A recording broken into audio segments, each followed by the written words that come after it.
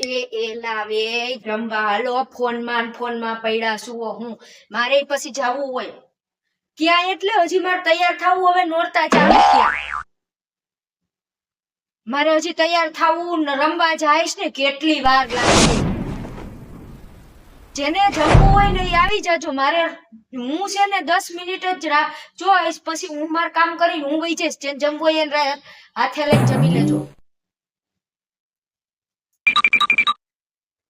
એલી તારે ન થવું રમવા